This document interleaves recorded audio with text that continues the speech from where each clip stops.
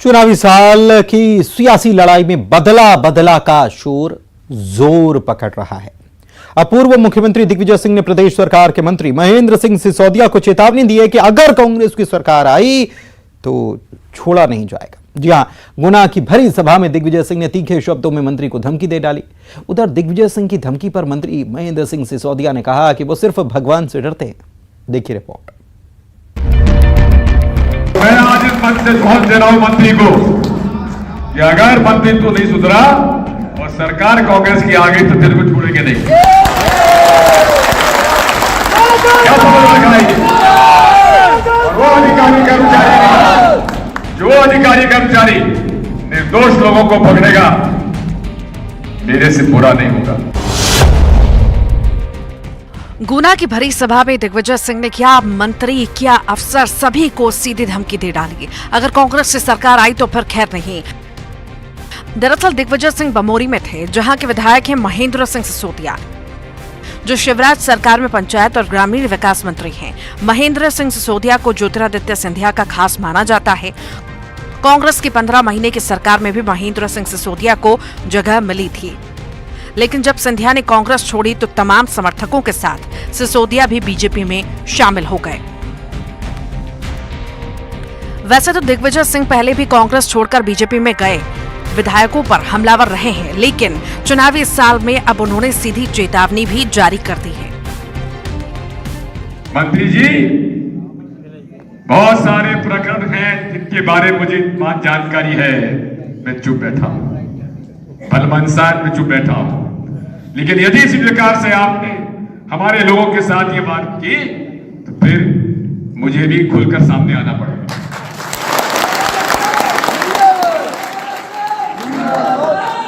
इसलिए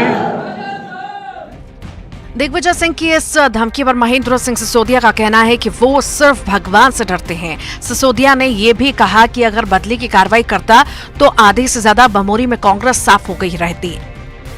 अफसरों को दिग्विजय सिंह की धमकी पर उन्होंने नसीहत दी कि वो पहले अपने राघोगढ़ के अधिकारी कर्मचारियों को देखें। मंत्री जी को किस बात के लिए धमकी दी उन्होंने, जबकि वो जानते हैं अच्छी तरीके से और बमोरी की जनता जानती है कि मैं सिर्फ अच्छा करना जानता हूँ, बुरा किसी का नहीं करता। और अगर बदले की कार्रवाई करता होता तो आधी से ज़्यादा कांग्रेस खाली हो चुकी होती बमोरी की।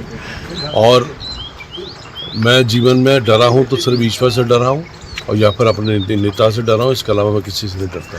अधिकारियों के लिए भी धमकी दी गई, कलेक्टर और पटवारी को देख लेंगे। वो पहले रावगढ़ के कर्मचारियों को ठीक करें, उसके बाद दूसरी जगह की बात करें। चुनावी साल के सियासी लड़ाई में बदला बदला का शोर जोर पकड़ रहा है। ये पहला मौका नहीं जब किसी नेता ने किसी को धमकी या चेतावनी दी हो। खासतौर पर अफसरों को कांग्रेस के नेताओं से लगातार अल्टीमेटम मिल रहा है। बहरहाल चुनाव में मुद्दों की लड़ाई के साथ साथ सियासी रंजिशों का रंग भी घुल रहा है। गुना से विजय जोगी के साथ ब्यूरो रिपोर्ट, न्यूज़ 18। रायपुर में एक बड़ी धर्म सभा हुई, जिस धर्म सभा में देश के कई राज्यों से संत पहुंचे। यहां पर जूना अखाड़े के प्रमुख अवधेशानंद गिरी महाराज की अध्यक्षता में देश को हिंदू राष्ट्र और छत्तीसगढ़ को धर्मांतरण मुक्त राज्य बनाने का संकल्प लिया गया। इस सभा का आयोजन विश्व हिंदू परिषद की अगुवाई में हुआ। खास बात यह है कि इस सभा में सिर्फ संतों को सुनने के लिए सभी धर्मों के लोग मौजूद थे।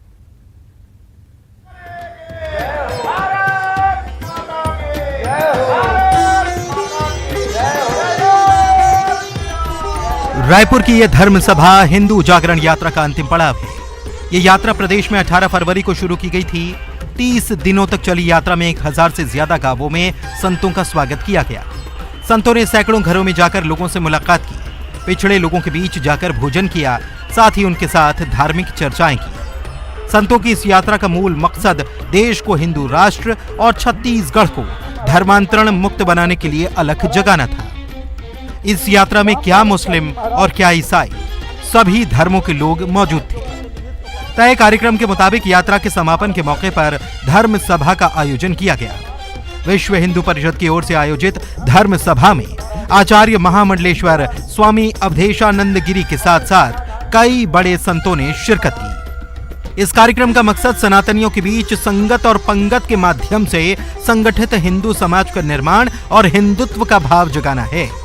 इसके अलावा सामाजिक विषमता, भेदभाव, जनसंख्या असंतुलन, धर्मांतरण, गौवंश और लव जिहाद जैसे मुद्दों के साथ साथ धर्म और संस्कृति पर आक्रमण के खिलाफ अलख जगाना भी इस कार्यक्रम का मकसद है। लेकिन संतों के एजेंडे में सबसे ऊपर हिंदू राष्ट्र की मुहिम है।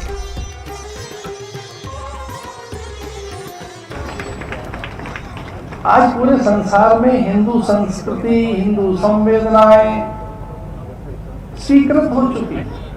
हम अपने भारत की बात न करें, संसार में भी देखें, पूरे संसार में। और विशेषकर ये बात तो यहाँ मीडिया के बंधु भी हैं, तो इनको एक नई बात कदाचित लग सकती है, अन्यथा तो नहीं। ये तो अत्यंत सजग हैं और ये बड़े संवेदनशील हैं, विचारशील हैं।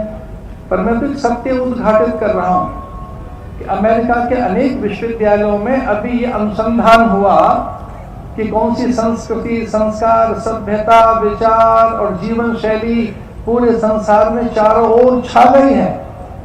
तो पता लगा वो हिंदू धर्म, संस्कृति और संस्कार है। उधर रायपुर में संतों की धर्म सभा पर कांग्रेस की राय कुछ अलग है। सीएम भूपेश बघेल का कहना है कि संतों को हिंदू राष्ट्र की मांग केंद्र सरकार से करनी चाहिए। सीएम ने कहा कि बहुत सारे साधु संत बीजेपी समर्थित हैं और जनता को बरगलाने का काम किया जा रहा है। ये मांग भारत सरकार से करना चाहिए और केंद्रीय गृह मंत्री माननीय अमित शाह जी ने बयान दिया है कि देश संविधान के हिसाब से चलेगा। इसका मतलब ये है कि पंथ निरपेक्ष ये देश। अब ये लोग मांग कर रहे हैं और इसमें बहुत सारे जो साधु संत हैं वो भाजपा समर्थित भी हैं, भाजपा सपोर्ट भी करते हैं। तो यहाँ करने के बजाय उनको दिल्ली में करना चाहिए और वहाँ मांग करना चाहिए। अभी अमित शाह जी 25 तारीख को आ रहे हैं, उनसे जाके मिलना चाहिए। तो ये केवल लोगों को बरगलाने का काम हो रहा है।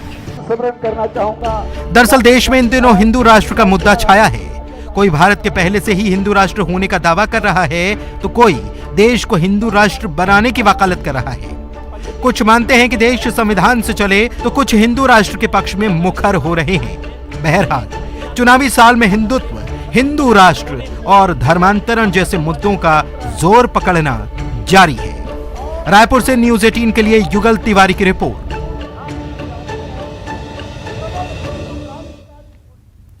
विधानसभा चुनाव से पहले बीजेपी भगवा यात्रा के जरिए चुनावी माहौल बनाने में मध्य प्रदेश में जुट गई है। इंदौर में हिंदू नववर्ष के पहले पुरुषार्थ भगवा यात्रा निकाली गई, जिसमें 11,000 वाहनों पर भगवा ध्वज लेकर लोग निकले और पूरा शहर भगवामय हो गया।